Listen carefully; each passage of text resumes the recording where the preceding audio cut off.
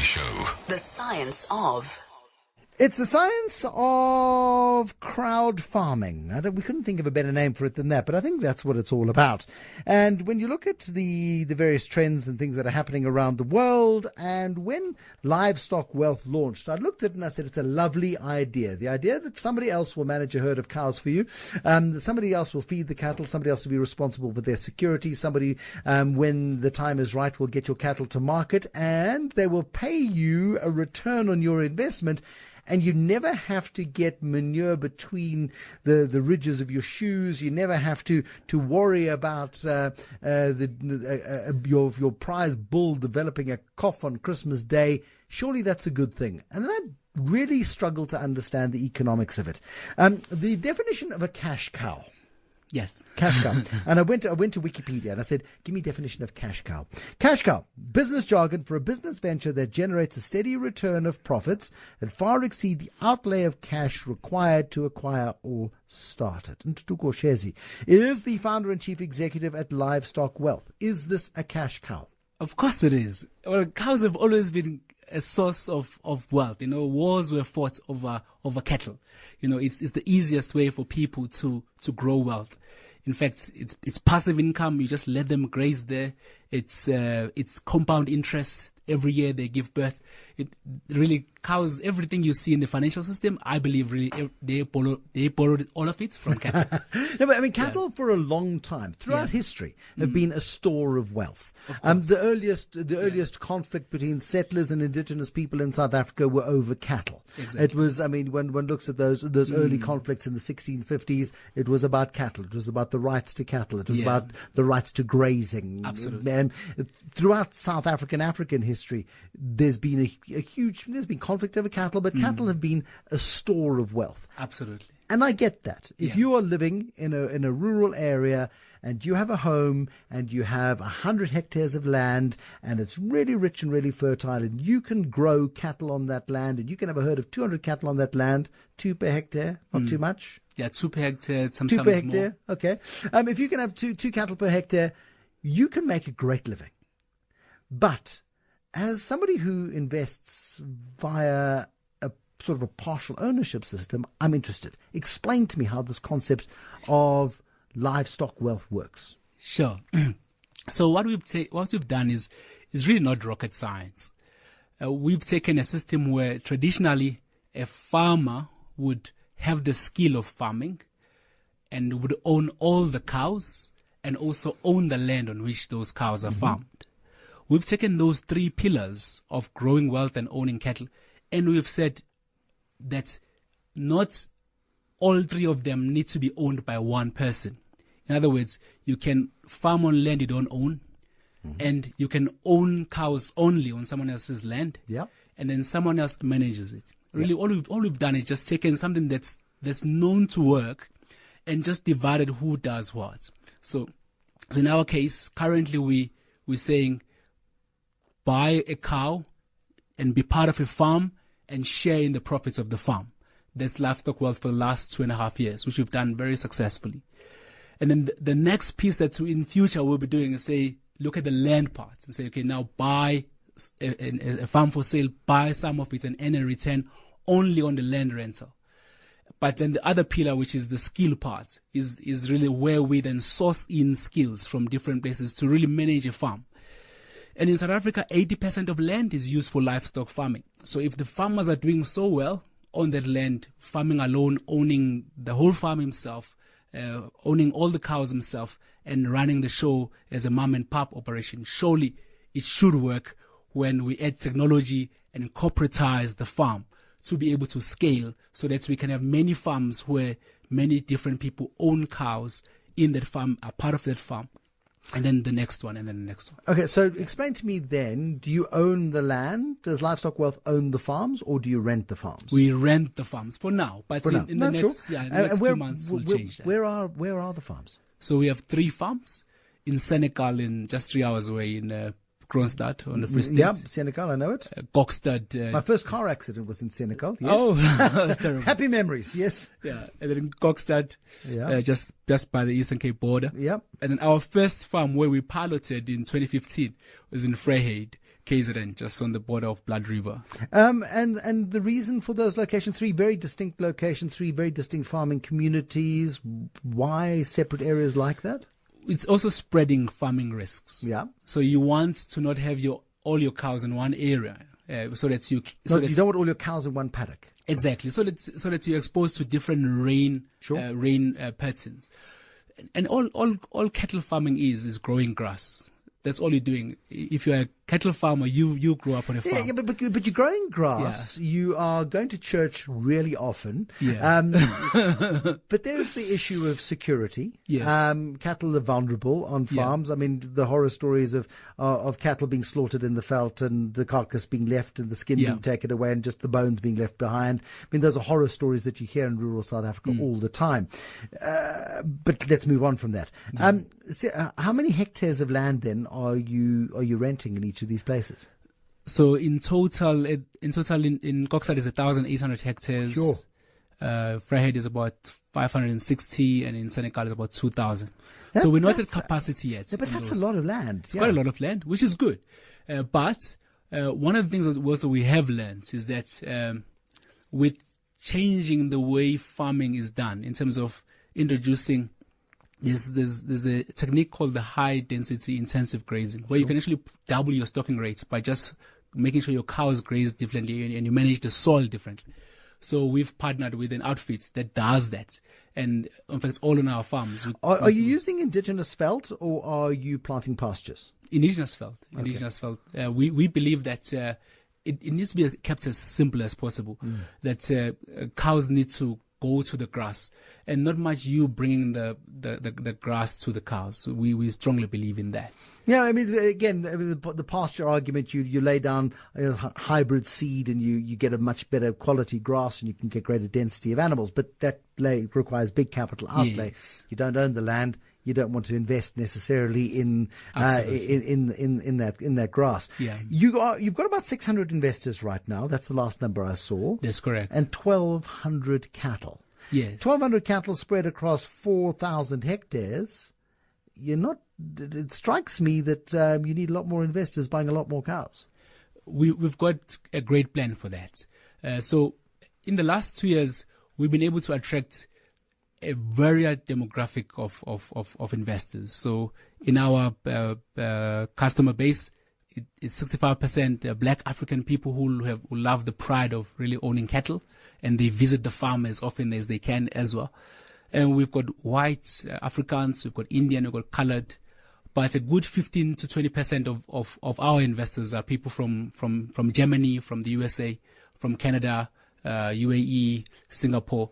People who've seen us on CNN, BBC, The Guardian, etc. Who love what we're doing, and for them it makes sense. It makes financial sense to say it's an investment where you can see your money grow. There's 1.2 billion cows on earth, and all of them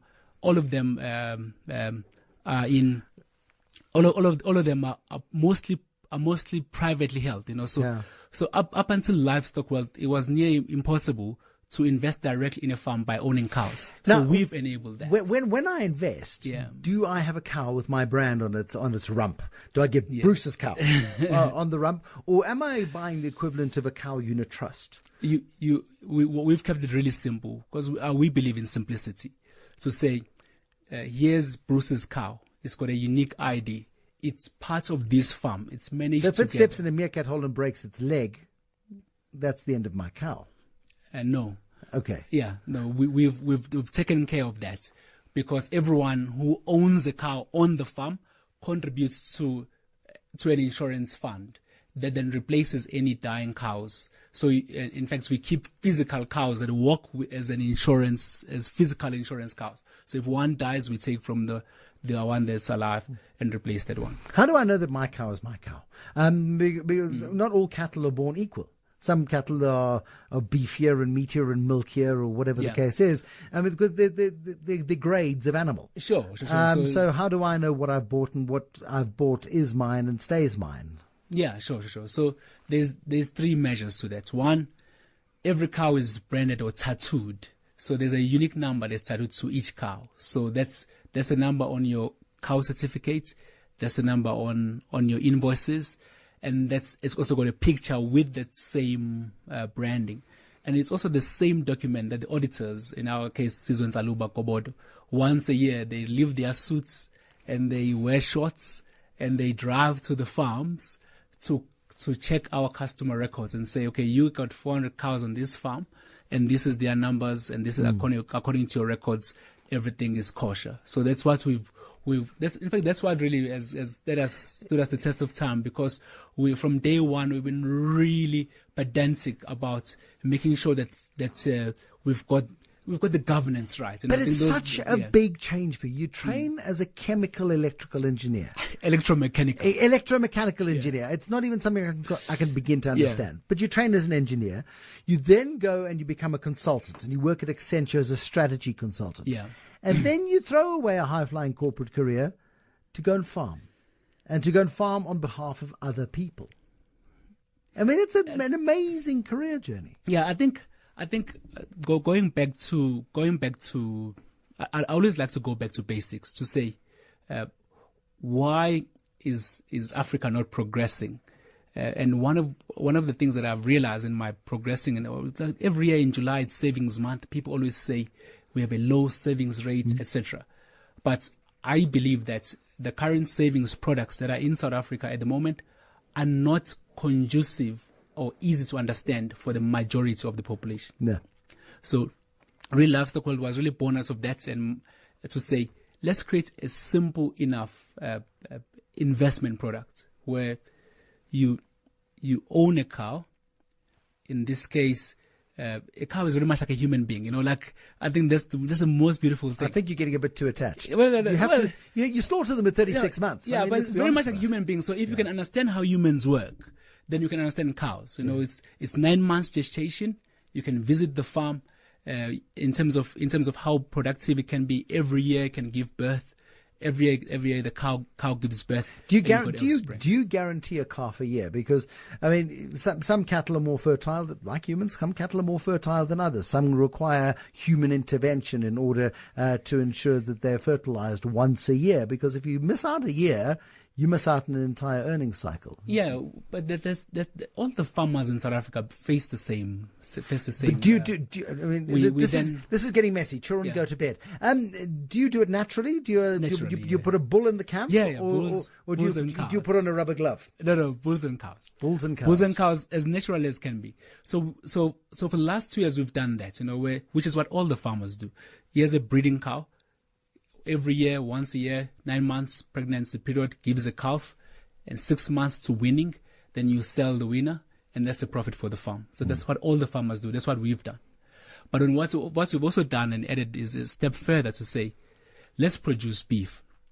In this case, grass-fed beef. We're going to get to the grass-fed beef in just a moment. My guest is Ntuthuko Shezi. He's the founder and chief executive at Livestock Wealth. It's a fascinating discussion into a wealth generation vehicle that has been going now for 2.5 years. There are 600 current investors. There are 1,200 cattle spread across 3 farms: Senekal in the Free State, Kokstad in the northeastern Cape, and Vryheid in KZN. About 4,000 hectares of farmland available. If you want to chat to Ntuthuko Shezi, give us a call now. 021 446 0567 011 883 070. The Money Show. The Science of. Ntuthuko Shezi, founder and chief executive at Livestock Wealth. You talked about tech earlier on. How does tech help you grow cattle and service investors? It's important for us to be able to scale. So if we were to try and scale the old farming model, where I have to have 50 years farming experience and be of a farming family, we would never succeed. No.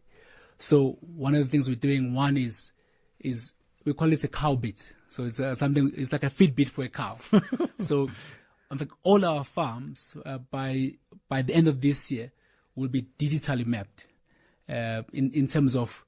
We can be able to track your cow on the farm. So I can go to Google Maps and see where my cow is. Just like an Uber car. Exactly. That's the tech we're building.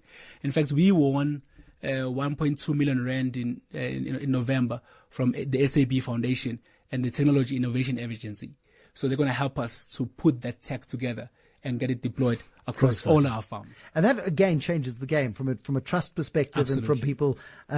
Lots of questions. Put your headphones Yes. on. Malik in Bedford View, the critical question for Ntuthuko Shezi. Yes, Bruce, good show. Thanks very much for taking my call. First of all, it's a great idea. I really like it. It's new and have potential. Need to know what is the initial investment and the return on it. Okay. I'm really interested to check. Malik, your cell phone is horrible, but thank you for the call. Initial investment. So if you want to buy a cow prices, we all want to buy a weaner, 8,000 Rand a pop. That's correct. And you've got to put down the full 8,000 and you get a cow with your name on it. Exactly. Okay. So 8,000 Rand, and you are a proud owner of a cow, and you are a member of that farm that the cow is in. What sort of return can I expect per year as a result of my investment in that cow? Because either that cow's got to give birth or the cow has to be slaughtered and sold. Yeah. In order for me to get a return. Our projections for growing out the winners to produce grass-fed beef says you buy a cow for 8 grand, and when that grown cow is sold as grass-fed beef, should generate about 18,000 Rand, which is about in 24 months' time. So we've done actuarial analysis and we had some smart friends do that for us. And that's a 14% return on your capital. Do I have to pay the equivalent of a levy in order to keep that cow on the farm? Exactly, which is the 299 every month. That pays for the insurance, it pays for our fee. So we charge the farm that we in a fee, which is about $80 a month, which is our fee as Livestock Wealth per cow, for us to be able to keep the app going, keep you updated about your cow. But in terms of my cost is the upfront cost of the cow, and then I've got to pay you, let's call it 300 Rand a month for the maintenance and preservation of that cow, and to ensure that it's well looked after, to ensure that it's fed, to ensure that when it's time for us to make a one-way journey to the abattoir, that gets done, and I then get a return. Absolutely. So in fact, last year we returned a 16% return on the cow, on people that own cows that breed and produce winners. Because you spend, but that's not 16% annuity income. That's an average return for the farm. Okay. Yeah. For the farm. Luazi's a farmer. Okay. You're in trouble. Headphones. I love farmers. I'm a farmer. Luazi, you've got a question. Yes, Bruce. How are you? Good. Good, thanks. Hi, Shezi. Bruce, Luazi. I just want to emphasize, probably Shezi haven't done justice to explain how much work goes into maintaining a cow to ensure that it gives you a calf every year. So it's really quite an undertaking. It's a lot of work. You've got to control, you've got to control your mortality rate. You've got to control your conception rate. If a cow is not well fed or maintained in winter, it will not conceive at the time when you take it into the bulls. If your cow is not well maintained, the calf will be weak, the calf may die. So for him to guarantee you a calf every year, there's a lot of work that he needs to put in, which he does, and really must commend him for that.